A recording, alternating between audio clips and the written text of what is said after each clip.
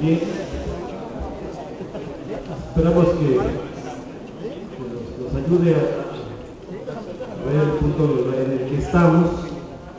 Estamos por concluir las asambleas departamentales, con las divisiones, ya lo del comité central está completo y eso nos permite retomar tanto la representación en las plenarias para bajar la información y también operar lo que fue el acuerdo de nombrar la comisión de organización y la comisión de prensa y propaganda, que ya en algunas asambleas se está nombrando como parte de lo que establece el propio estatuto, que es uno por cada 20 trabajadores, que nos permita tener pues todo el personal necesario para cuidar nuestro propio movimiento y operar las actividades. Por otra parte, tenemos las propias minutas que se han firmado, son 2 minutas con gobernación, que es parte de las actividades de la información que se requiere. Ayer vía telefónica hablé con el secretario de Gobernación, Guillermo Mingo, y hoy por la noche nos informan qué día, a qué hora de esta semana nos vamos a reunir para tener ya pues, parte de lo que hemos planteado. Y para que quede muy claro qué es lo que nosotros planteamos como punto número 1. Es conforme al acuerdo celebrado el 22 de julio, se instala la mesa de diálogo al alto nivel para revisar y concretar alternativas de solución al conflicto derivado de la extinción del organismo público descentralizado de Luz y Fuerza del Centro, que es el punto 1. El punto 2, el objeto de esta mesa será explorar y encontrar alternativas laborales en el sector eléctrico. Las partes presentarán sus propuestas a la mesa de diálogo para ser analizadas y resueltas conforme a derecho a los objetivos de política pública que orientan el sector y, en su caso, la disponibilidad presupuestal. Ese es el punto central. ¿Cuál es la propuesta que ya entregamos?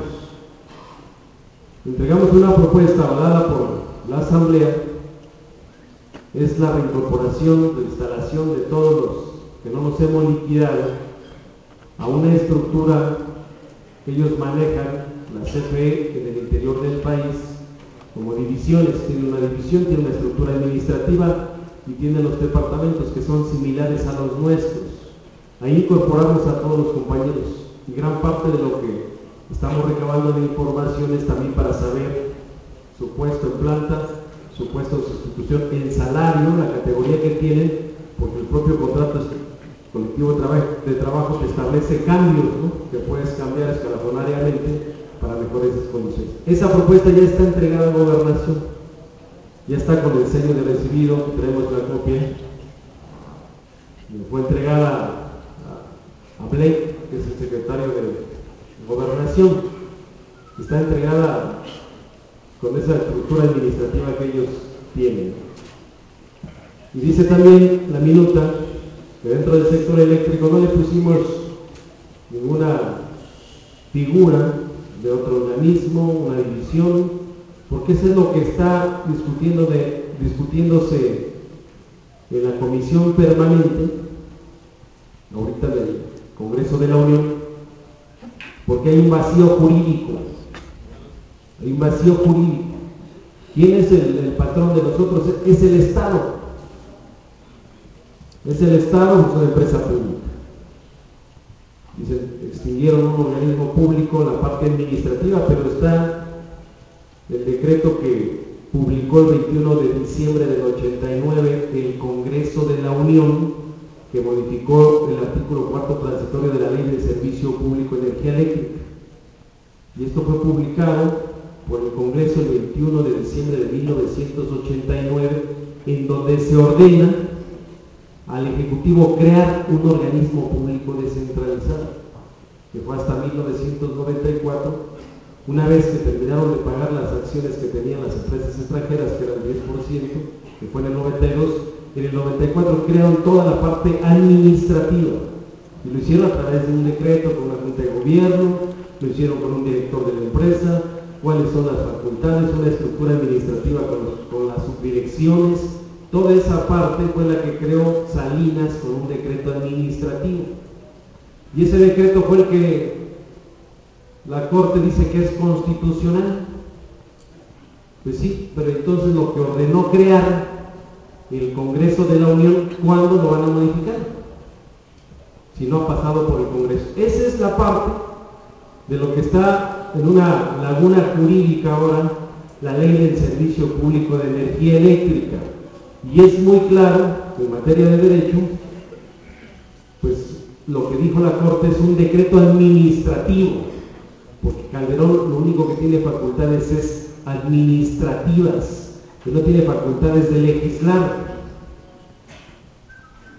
de modificar la Constitución y las leyes, sino es el Congreso de la Unión. Y eso lo van ustedes a observar en el debate el próximo miércoles.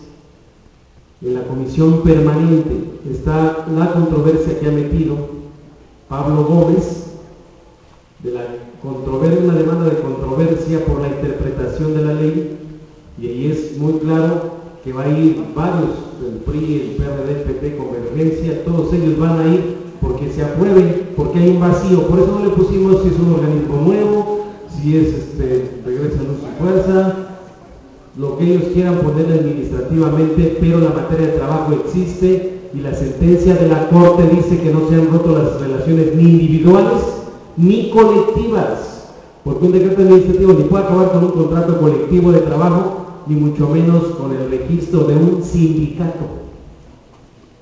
Y la materia de trabajo ahí está. CFE anda ahí con los contratistas y demás, y hoy lo que están, y esa es esta parte de lo que nosotros planteamos como propuesta 1, es el regreso a laboral de los que no nos hemos liquidado. ¿Por qué de los que no nos hemos liquidado? ¿Y por qué no? Porque lo que dicen algunos otros, ¿por qué no pedir por los 44,000? Aquí en este caso hay un problema legal, que los que fueron a optar por esa vía de la liquidación al final no fue liquidación, fue una renuncia voluntaria a todos sus derechos. Y no puedes renunciar a tus derechos del trabajo. Está en el rango constitucional, son irrenunciables los derechos de los trabajadores. Pero se los llevaron pues los mismos que traicionaban al sindicato, hasta los llevaban de la mano. Algunos excomitecos hasta a sus hijos mandaron a liquidar.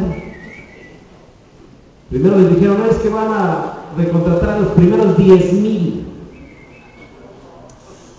Y ahí van corriendo.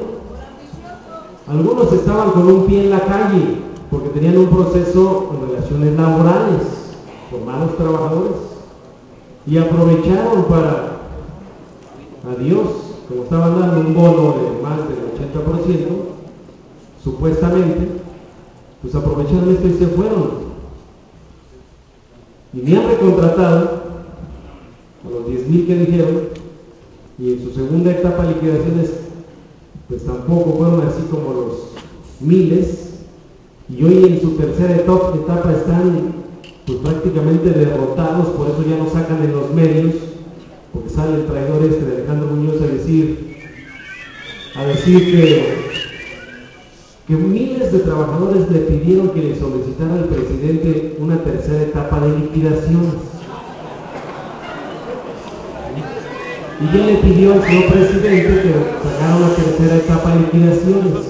Si se recuerdan, hubo una rueda de prensa que la anunciaron con pomos y platillos: si te vas, te vamos a dar el 65%, pero además te vamos a inscribir por si tienes programa habitacional, y así como merolitos, ¿no?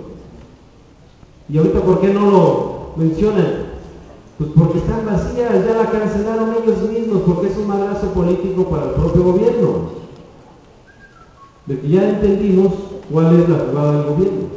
No era quitar la administración, sino es ir por el exterminio del Sindicato Mexicano de Electricistas y su contrato colectivo de trabajo, que a estas alturas pensaban que íbamos a estar nada más unos 1,000 o 2,000 en la resistencia. ¿Y cuál? Somos más de 16,000 que estamos en la resistencia y que no nos vamos a liquidar, compañeros.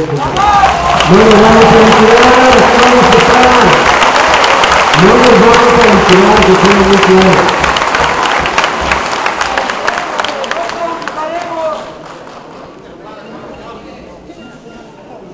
Y la tercera parte tiene que ver con lo que he estado preguntando sobre el tema de aguinaldo, fondo de ahorro y demás, y también el tema de salarios caídos y demás. Ahorita nos interesa ir por lo regular, regresar a nuestro trabajo.